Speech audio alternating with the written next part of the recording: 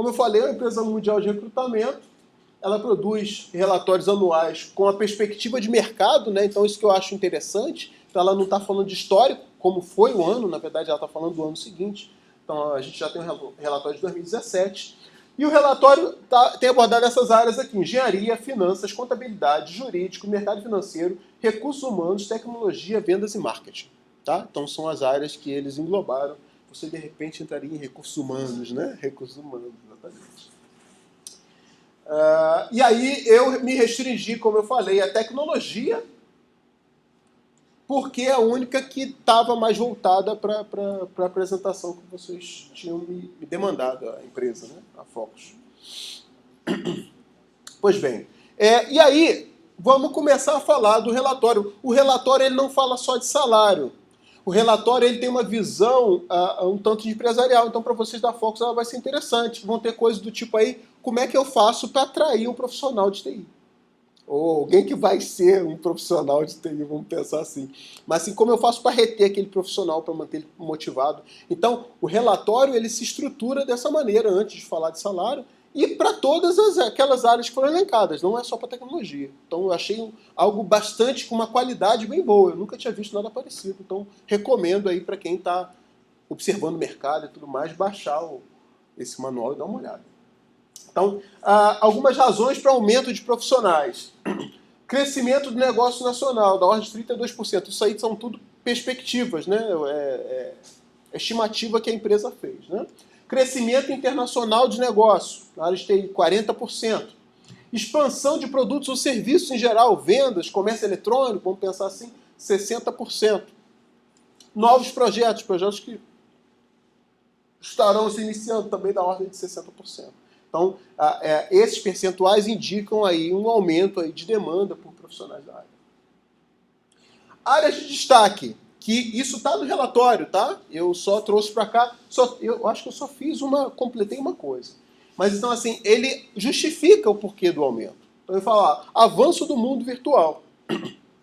E aí ele fala, comércio eletrônico, mobile, aplicativos em geral, crescimento de fintechs, empresas como esse cartão de crédito aí que Nubank, exatamente. Nubank é um exemplo. No mundo inteiro você tem empresas procurando aí criar facilidades, automatização em termos de agilidade do mercado financeiro, pagamento via celular e por aí vai, né? Então, e o nome fintech, o nome fintech, na verdade, a origem é de eu acho que uma consultoria americana fez uma parceria com uma universidade, eu não sei se Stanford, e meio que estimulou algumas empresas incubadas dessa universidade para investir, para atuarem na área do mercado financeiro. E aí esse nome desse projeto que essa empresa bancou, ela chamou de fintech. E aí acabou o nome meio que ganhando uma abrangência maior, por sendo empresas que trabalham nesse automatização, explorando claramente o mundo virtual no mercado financeiro. Né? Isso aqui eu completei, tá? Isso não está no relatório da coisa, mas área de jogos eu não posso deixar de fora, né? Na verdade, jogos eu coloquei hoje aqui, tá? Coloquei aqui, eu falei, cara, não tem nada de jogos nesse relatório. Jogos é um mercadão, né? E aí agora pensar ainda no mundo virtual, então, isso aí cada vez mais tem crescido. Uma coisa que o relatório destaca também é que várias empresas têm lançado mão de profissional híbrido, né? Então, na verdade, se você pensar na engenharia de produção, eu não vou olhar mais para você, eu vou olhar para o Caio. Né? Toda hora, qual é o seu nome? Isabela, desculpa, Isabela. Eu vou olhar para o Caio. A engenharia de produção, ela vai um pouco nessa praia aqui, né? Então, engenheiro de produção é um cara que versátil, né? Que procura tentar atuar lá em diversas frentes. Para o mercado, isso tem um poder de atração assim, um tanto grande, porque é aquele cara que vai ter um jogo de cintura e tudo mais para se virar. E isso tem um lado bom e um lado ruim. Né? Tem um professor, eu acho que ele ainda é professor aqui, da engenharia de produção, que fala que a engenharia de produção é um universo, é um oceano de conhecimento, mas um oceano dessa profundidade. Então, assim, isso é um negócio delicado, né? Então, assim, obviamente, o profissional da área tem que procurar balancear. Não dá para você ficar só sabendo superficialmente de tudo. Se alguma coisa você tem que dominar um pouco mais, né? Para a área de tecnologia, esse paralelo, esse paradoxo também vale.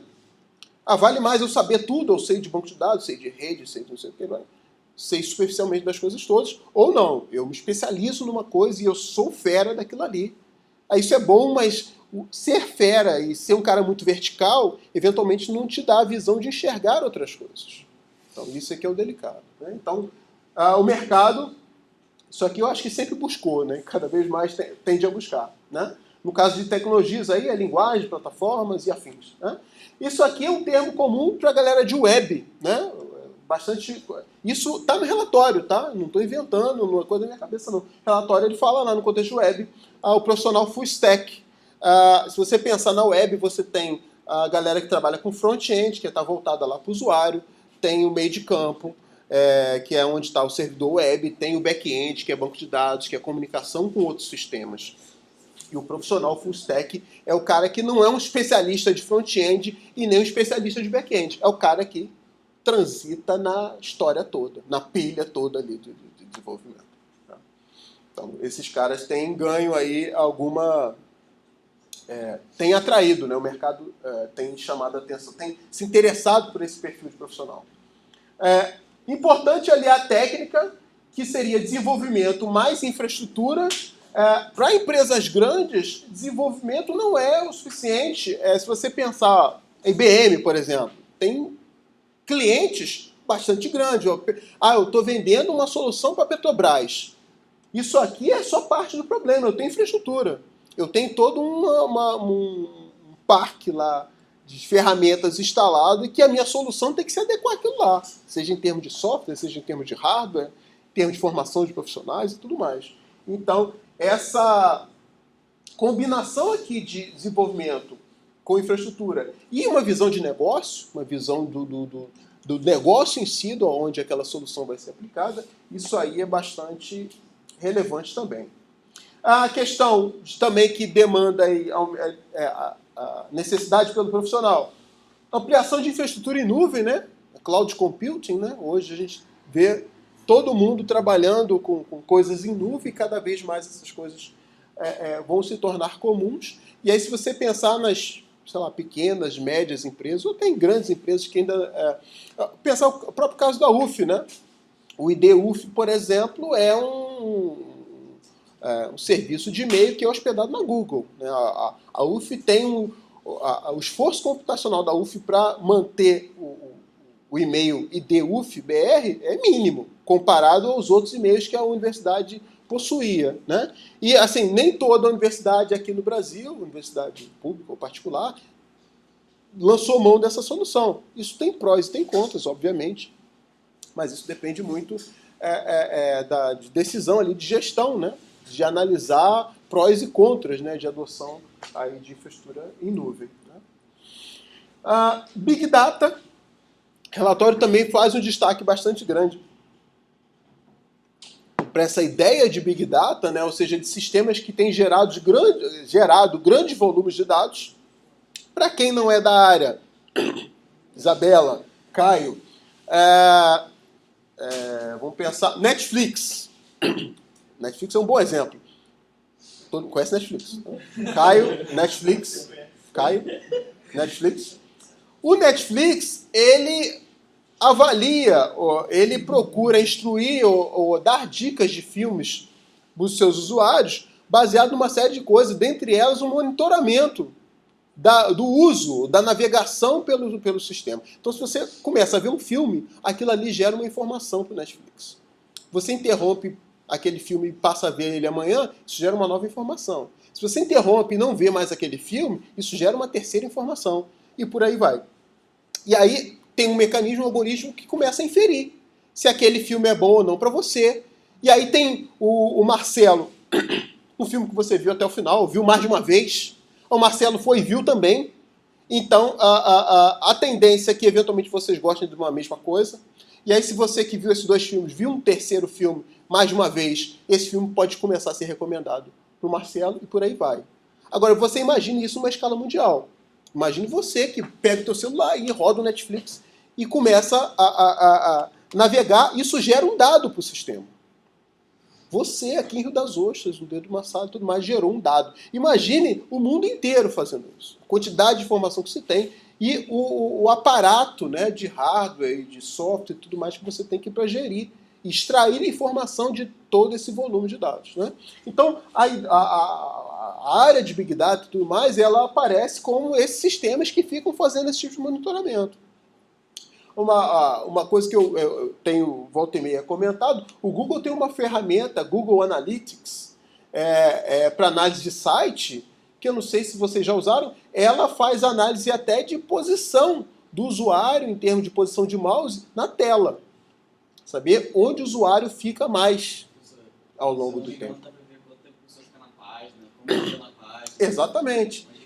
Então, é exatamente um Big Brother. Eu estava até falando, acho que era com o Peter, né? O Peter tá aí. Estava falando com o Peter hoje.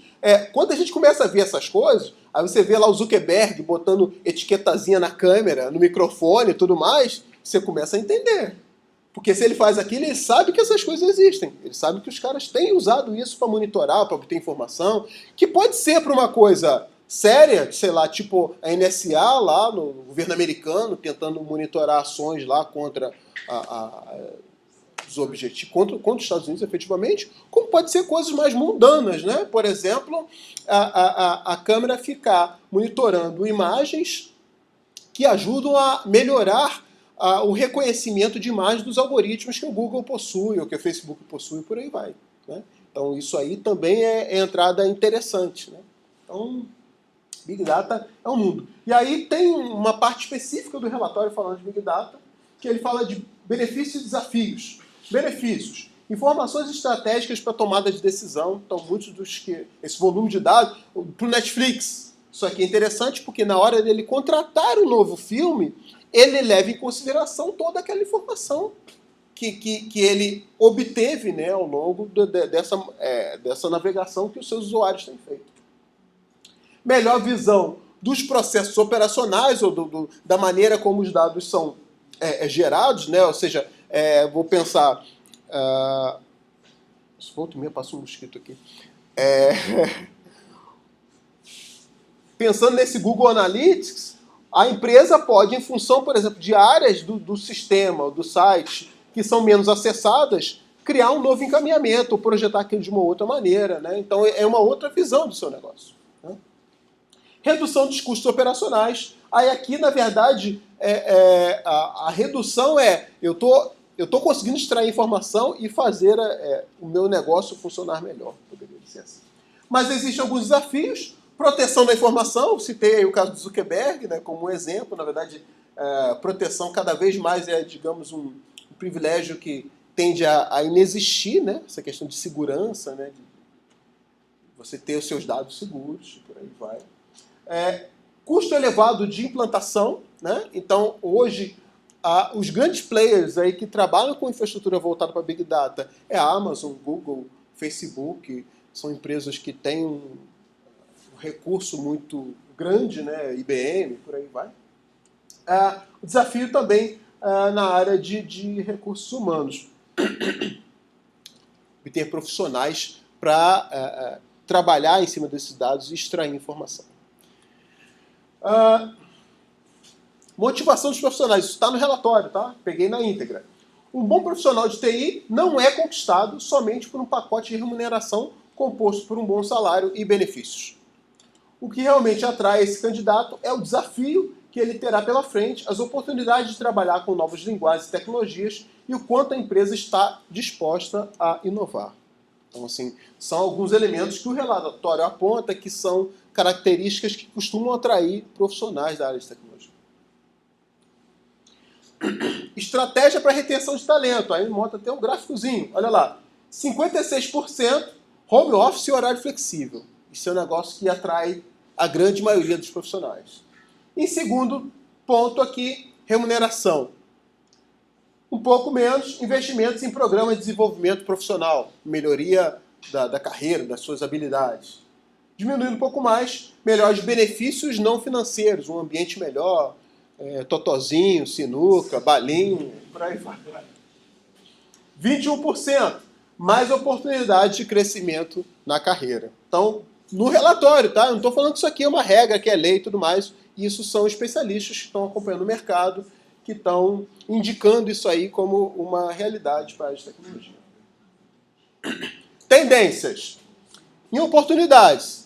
Empresas mobile e web, como a gente vem comentando, startups em geral, na verdade a gente tem startup para N contextos, né? Fintechs, como eu comentei, e empresas de varejo também, né? Você pega, por exemplo, o Mercado Livre, você comparar a compra online, né, com compra presencial é absurda, né? Assim, a compra online, você compra hoje, amanhã os caras estão te mandando, dependendo de onde você morar. Daqui a 2 dias o negócio chega.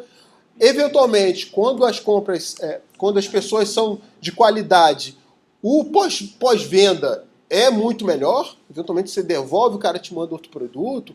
Quando o produto... minha esposa, volta e meia, tem que comprar, tem feito coisa de artesanato.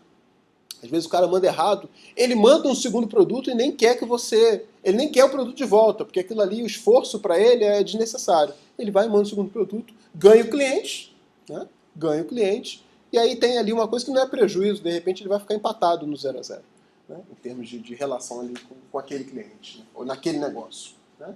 Então são oportunidades. Demanda. Gerente de projetos, gerente de tecnologia voltada à inovação. Aqui pessoas que fazem essa união de DevOps, é uma expressão bastante comum que tem sido falada, que é união de desenvolvimento com infraestrutura. Tá? Isso para pequenos negócios não é um problema. Mas se você olha uma empresa como Petrobras, como eu tenho comentado, ou uma prefeitura, desenvolvimento é só uma parte do problema. A outra parte é a infraestrutura que você tem que gerir. Como é que você faz para manter aquele software, atualizar aquele software, como é que ele vai ficar distribuído, os dados que estão sendo gerados, como você faz para coletar, por aí vai. Consultor funcional, não tem ideia muito do que isso aqui seja, no relatório não falava. Analista de negócio, analista de suporte, por aí vai. Isso são demandas da área. E o que é valorizado? Experiência sólida, você tem que saber realmente, né? Não é aquela questão de só ter uma ideia. Inglês, isso aí é básico. Perfil mais interativo, isso aqui para vocês é crítico, tá? Porque a galera de tecnologia tende a ser introspectiva. Isso é muito ruim. Não sabe, né? Não sabe. O pessoal, no geral, é muito introspectivo, né? O perfil do nerd, né? Aquele carinha, né? Mochilinha, chega lá. O cara é fera, mas chega lá cedo, praticamente não interage, não fala nada a aula toda, né? É por aí. Mas isso é algo bastante ruim, tá? Em termos de relação, quando você pensa em relação dentro de empresa e tudo mais. Relacionamento interpessoal. Isso aí são coisas que são bastante valorizadas.